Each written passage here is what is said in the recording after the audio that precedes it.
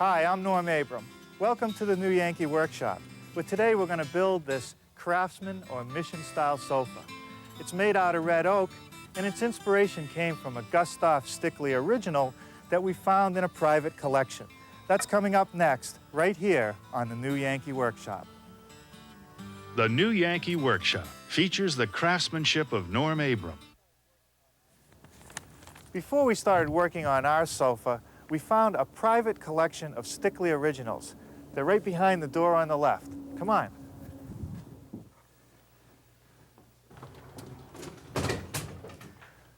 Boy, this place is a treasure house of arts and crafts furnishings. Let's take a look in this dining room. Look at these chairs. They still have their original leather coverings. And this dining room table was found in a Masonic temple in Cortland, New York, still with its original finish. And look at this clock. Still keeps great time, all oak, with a copper face, nicely etched. Even the light fixtures are Stickley. You know, they weren't content in doing just furniture. They did the lights, the fabrics, the rugs. And look at this, a Morris chair, named after William Morris, the founder of the arts and crafts movement in England. But over here is what I wanted you to see. This sofa, or as Stickley would have called it, a settle. Now back then it would have cost you about $80 to get one of these. Don't even ask me what it would cost today. You know, I like the proportions. It's comfortable. And the size seems just about right. But what I like most of all is the look. Now, before we begin, I'd like to reassure you that if you'd like to build an exact copy of today's project, that a measure drawing and a materials list is available. And you'll hear more about that before this program ends. I would also like to take a minute to talk about shop safety. Be sure to read, understand, and follow all the safety rules that come with your power tools. Knowing how to use your tools safely will considerably lessen the possibility of personal injury. And remember this, there is no more important safety rule than to wear these safety glasses. Now I'll show you how I built this sofa.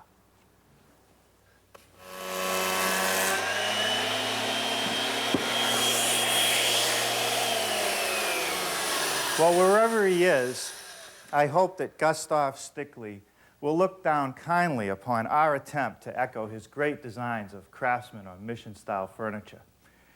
Now, this sofa that I made is about 6 feet long and made to comfortably seat 2 people.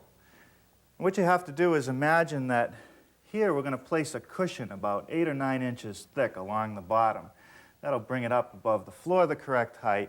And then along the back we'll place a couple cushions and maybe some pillows on the ends.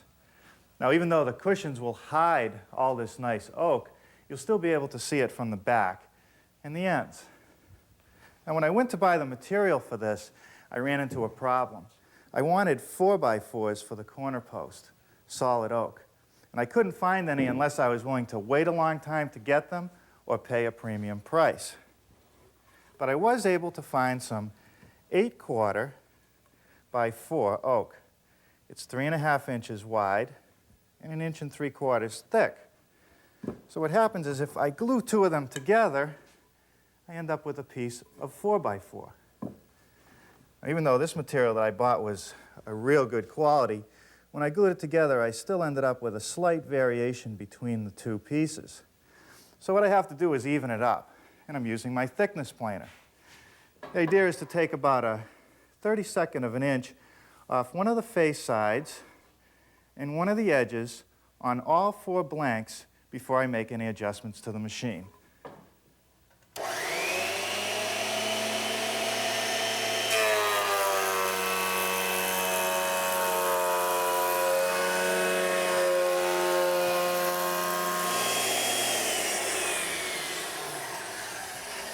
Now just make a slight adjustment to my machine to take another 32nd of an inch off, this time on the opposing face and the opposing edge. Doing the process in this sequence assures me of 4 identical posts.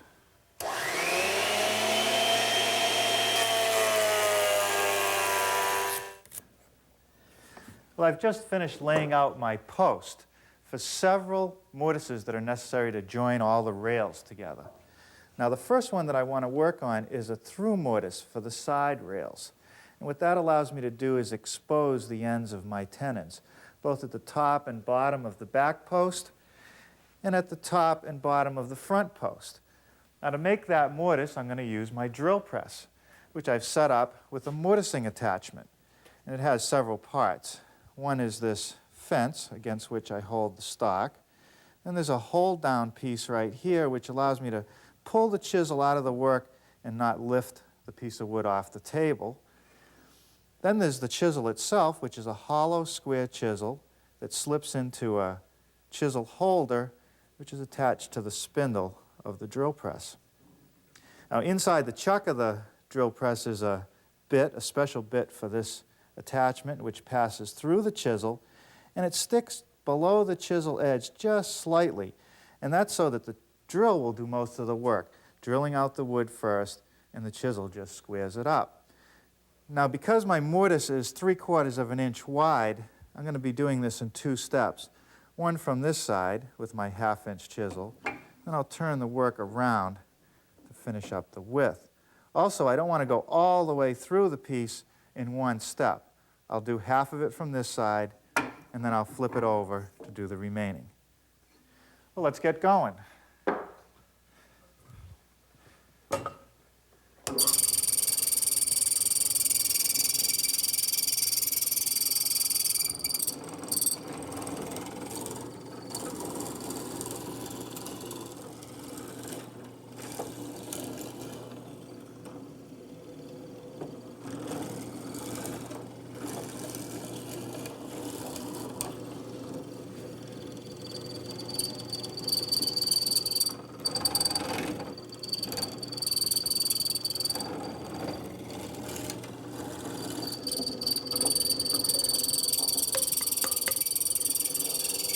And now I just need to do that to the other 3 legs.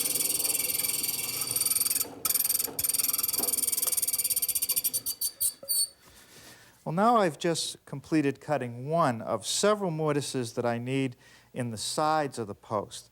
And these don't go all the way through. They're only about 2.5 inches deep. And I'll show you over here on the prototype what they're for. The cross rails also have tenons, and they actually pass over the tenons from the side rails, but they don't go all the way through. I felt the post would be stronger that way. Now, on the front post, I need only one side mortise because there's only a lower rail. But on the back post, I'm going to need 2. One for the top rail, one for the bottom rail.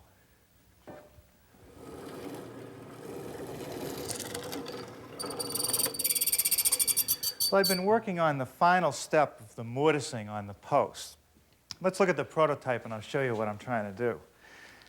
Now, the mortises that I made for these through tenons are certainly large enough to hold the assembly together. But the problem is the rails are 5.5 inches high. That means the bottom part of this top rail isn't really supported. It could twist out of shape. And I suppose I could have solved the problem by just simply making a larger mortise, which would have given me a larger tenon. That only works up here on the top front.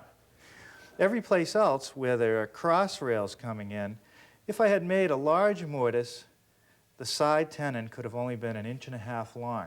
And I don't think that's strong enough. So what I've done is taken the post and enlarged the mortise to give me the support I need to keep those rails from wanting to twist. Now, the mortising attachment does a real nice job cutting these, but there's always a little bit of irregularity, which you can either clean up using a rasp or a nice sharp chisel. Well, that seems to fit pretty snugly. Now, what I have here is a sample of the tenons that I'm going to be making. I need tenons at all the connections where the rails meet the post. And what I want to end up with to start is a 4.5 inch high by 3/4 inch thick tenon. Now, the most critical cut are the shoulder cuts along the face and at the top and the bottom. And that's because when you slide the tenon into the mortise, you want it to fit perfectly tight against the face of the post. The best way to make those tenon cuts is on the table saw. Now, the idea is to set up a reference so that you can make all 4 cuts without having to change anything. The first thought would be to simply set the rip fence the right distance from the blade and use your bevel gauge to just pass it through, turning it around. But that's dangerous because whenever you have the miter gauge and the rip fence used in combination, you stand the chance of kickback. You could take a stop block and clamp it to your fence behind the saw blade, and that becomes a reference point to guide the pieces through. Now, for small pieces, that's okay. But the larger the piece gets, the more chance there is that as you go into the blade, you might slide a little bit or wander, and then that shoulder cut is not going to be very good. So what I've done is modified a miter gauge. Taken another one that I have here in the shop and screwed a piece of wood to it, a long, straight piece. And we're not even going to use the rip fence with this system. Just slide it out of the way. And after I put the piece of wood on the miter gauge, I made one pass through the saw. That gives me a precise location of where it's going to cut. From that mark, I can measure over whatever length tenon I want. In this case, I fastened a stop block here for my longer tenons, and later I'll move it to this other line for some short tenons. Now, all I have to do is hold my stock against the stop block and just keep passing it through. The first cut is along the face, 3/8 of an inch deep. I'll do both sides of both ends of all the pieces.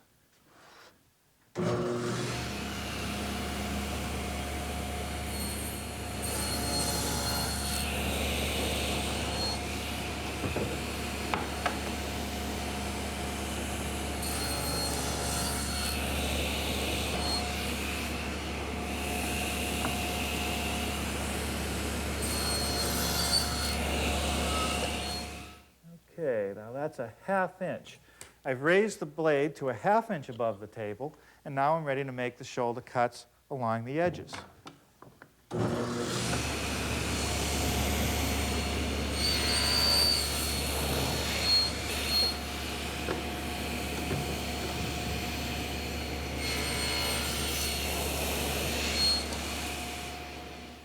Well, now I'm going to turn to my bandsaw to make the cheek cuts.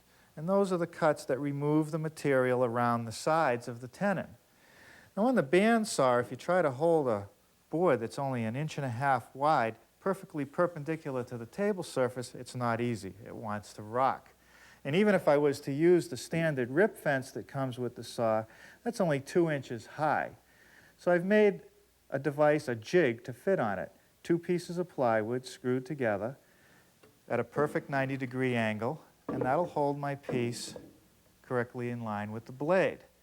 Now I've set the fence the right distance away to take the material off the side of the tenon so that it falls away rather than on the other side where it might get jammed up in the blade.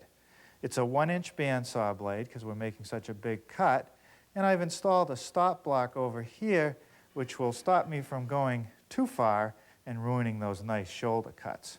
It works great, watch.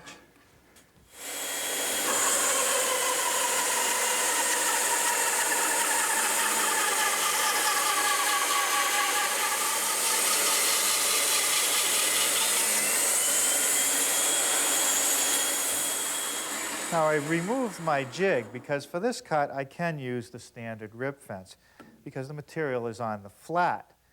And I've set up to cut the top and bottom edges of the tenon.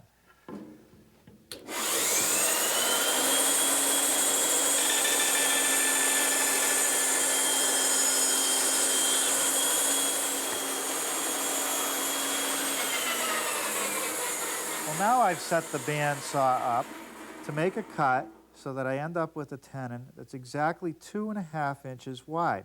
That's the piece that's going to go all the way through the post. The next cut will be right here, removing this waste material, and this is the part of the tenon that's going to stop it from twisting.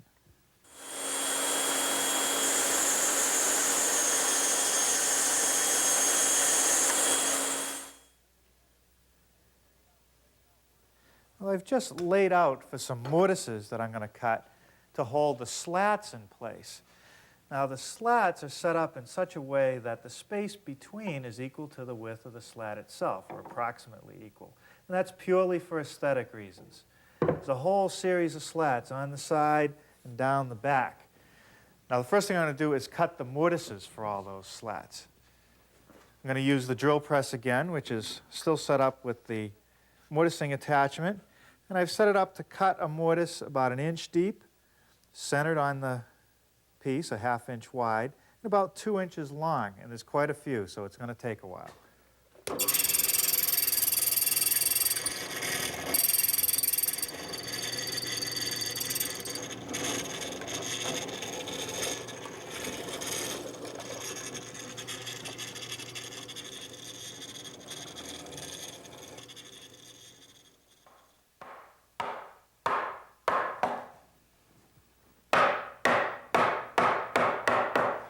Okay.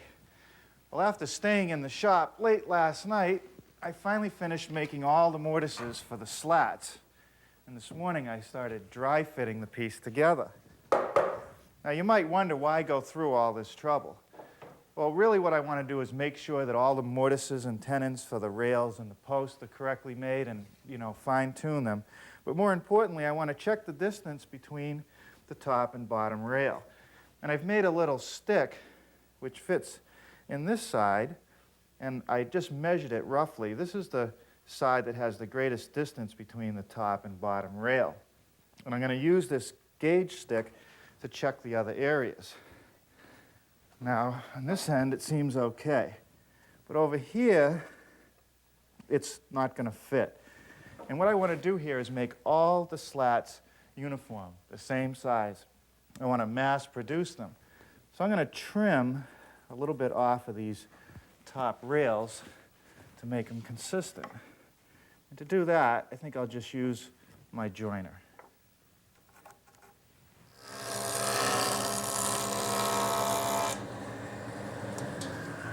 Now the joiner is the perfect tool for taking off small amounts of material like I have here. The overall amount that I have to remove is about 1/16 strong, or a little more than 1/16 of an inch. I don't want to take it off all at once. I've set the joiner up to remove about 1/32 of an inch at a pass, and I'll keep going until I get to my line.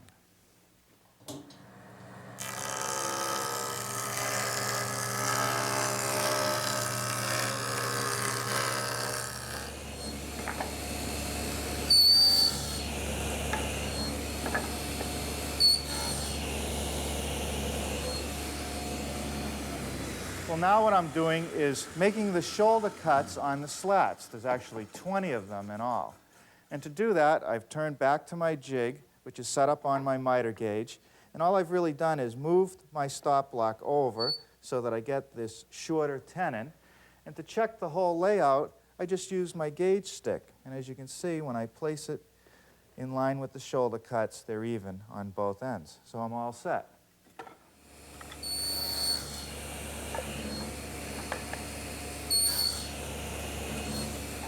Well, as before, I'm turning to my bandsaw, equipped with the factory rip fence, to remove the rest of the material to complete the tenon.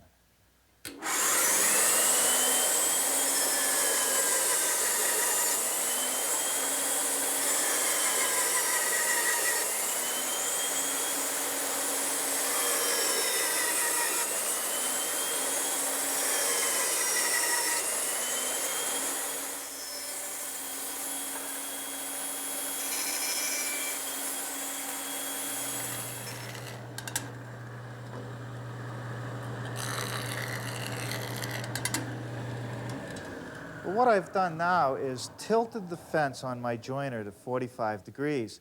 And what that does is it allows me to knock off the corners of the slats.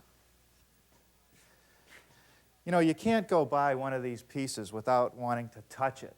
I mean, that's part of the craftsman style. So it's important that all the edges are eased. You don't have any sharp places to injure yourself, I suppose. And I'm going to start by easing the edges on the post. And to do that, I'm going to use a 3/8 inch radius rounding over bit, and I'm going to hit all the sharp corners.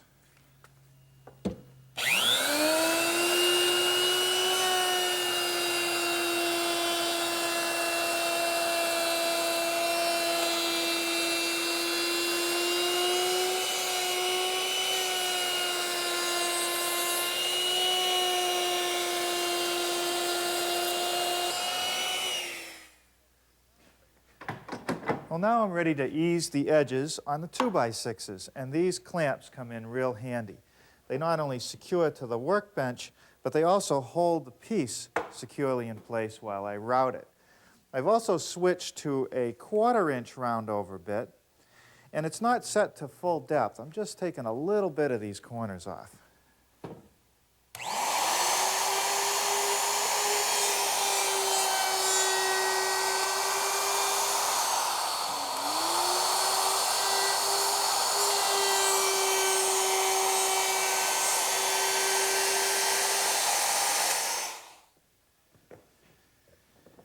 Well, now there's one more thing.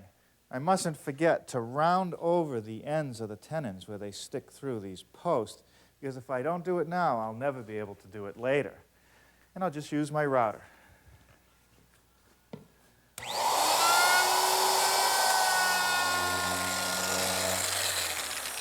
Well, now I can't forget the sanding.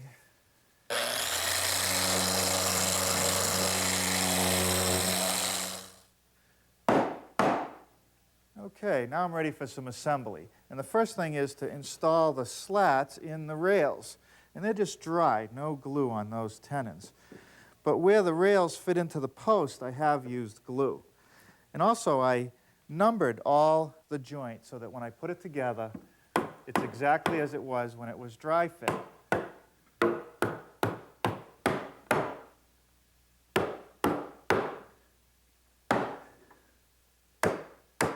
Boy, I almost don't need any glue on those joints.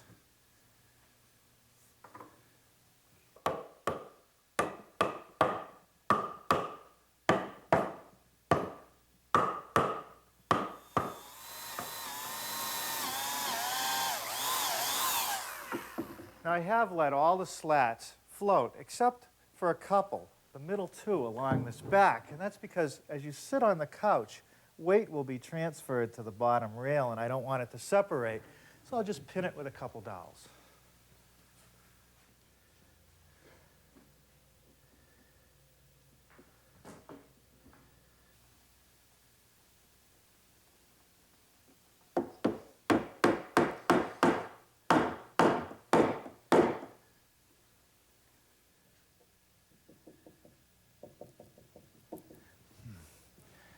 Now, moving quickly, before the glue dries on all these tenons, I gotta put this whole assembly together, clamp it, and pin it with some more dowels.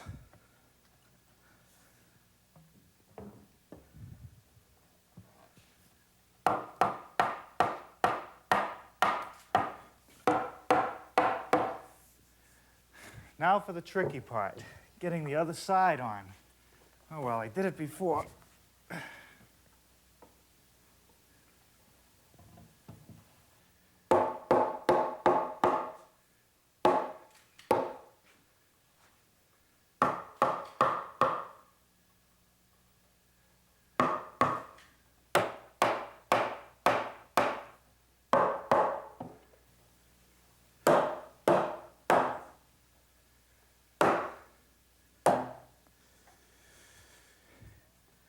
Well, now a clamp to hold it all together. Now for some dowels. Well, with the last dowel in, I can remove the clamps, sand the dowels flush to the post. Now I can put the frame and the plywood that's going to support the cushions. Now I've just made a frame out of some 1x3s to support the plywood. And I've got a couple additional cross members here, which is simply half-lapped together.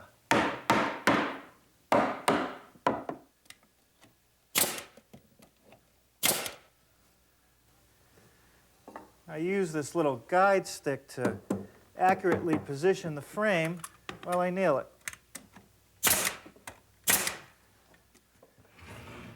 And finally, a piece of plywood, glued and nailed to the frame.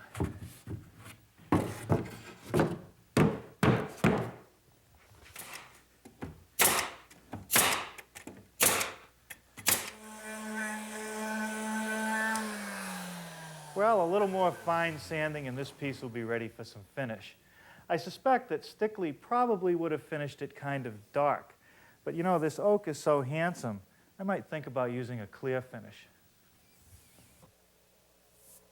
When it came time to apply the finish to my sofa, I could have used a brush, but it would have taken me a long time to go around all the slats.